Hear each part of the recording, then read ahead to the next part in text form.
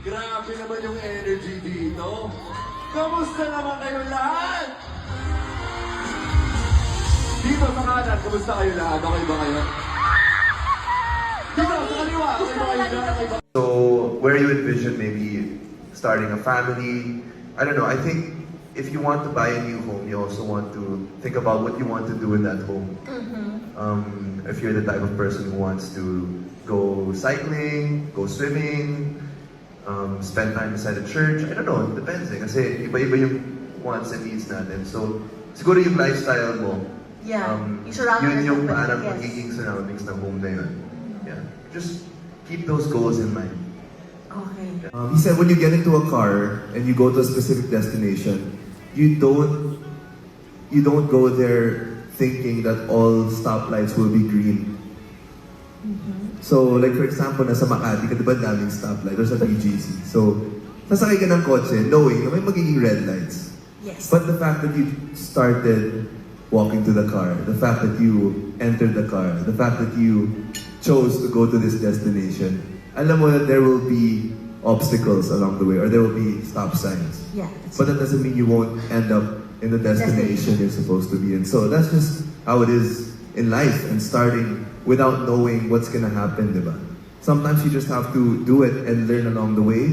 Of course, you have to plan. I'm not saying don't be prepared. You have to also do your own thing. You have to make sure that you show up, make sure that you do the work. But nothing in life is guaranteed, diba? 100%. Yes. So just showing up and being there. Actually, I like what they said in the panel before this. I agree. Just start because if it fails, then at least it teaches you something. And if it doesn't, if it keeps going, then that's also another lesson about this thing works for this specific time.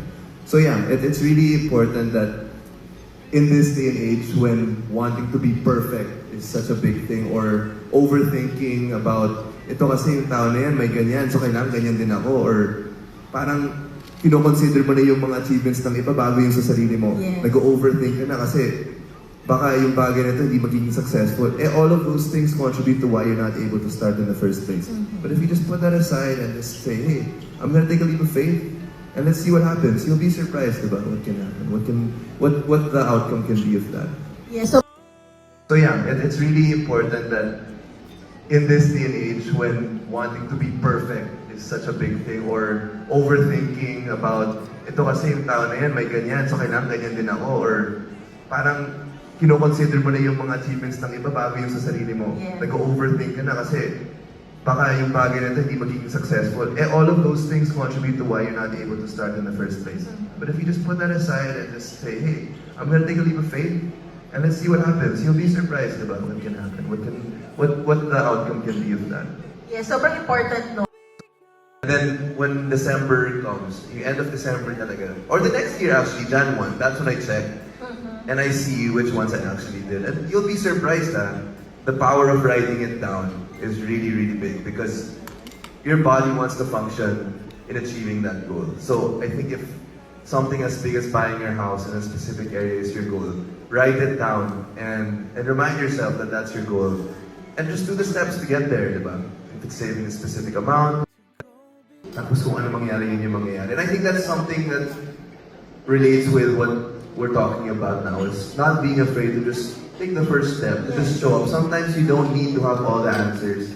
You don't need to have everything lined up because in life, hindi naman ganun yun eh. Lahat okay, lahat perfect. Hindi naman ganun, diba? True. So you have to, go there with a mindset na, okay, ito ready ako, hindi gusto kong gawin. Pero at the end of the day, you have to trust the process also. There right now, one of my baby projects. But the first step I did was call one of my mentors to ask for his advice. And then call or contact a team you trust.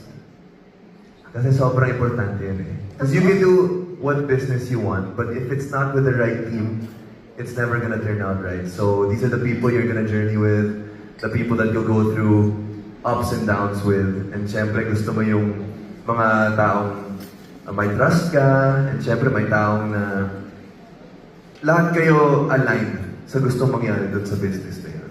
Yes, di ba parang uwi lang? Advisor, kita nyo naman sa suot ko. Parang magkuha agad natin. Pwede ba? Pwede? Yes. Mamaya, usap tayo kung gusto nyo ng policy. Nakapipila yan sa'yo, Tony. Okay, so, aspiring creators, what's one habit they should start building early, even if they're just starting small? So, Ben, let's start first. Siguro kasi sila would share about content creation na no? So I guess I'll choose yung financial. Financial, yes.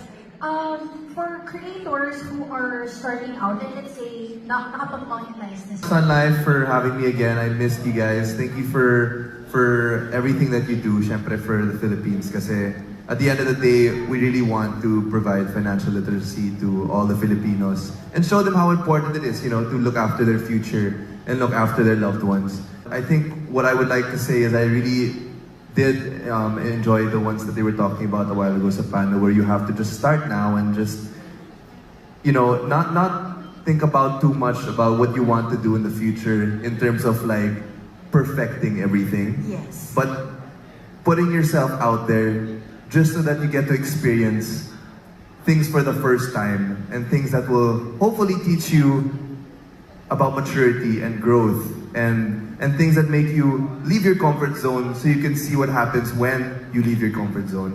And I think that's the best thing about Sun Life is there are so many opportunities, so much potential. Lalo na ngayon sa crisis natin sa Philippines, diba, with everyone wanting to make sure that rightfully so, their money is put in the right place. So for me, if I were to just share any of my experience and advice, it would be just to talk to a Sun Life advisor because they have all the information and it's really catered to your needs. Ako yun yung una kong ginawa.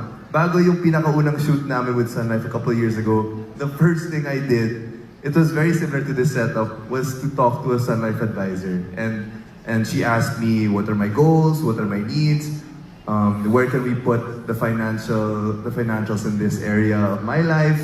Do I want to see it 20 years, 30 years from now, or is it something that I want to get into, for my family? So, yun, lahat na yun, matatakil yun if you talk to a Sun Life advisor.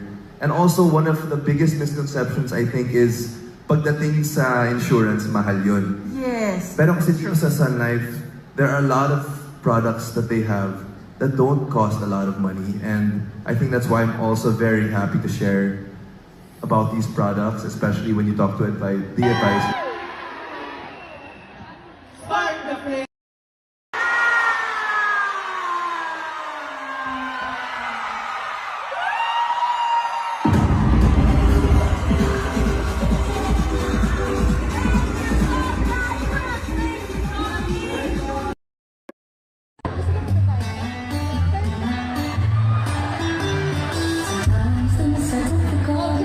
Professional. Sara Geronimo. And the correct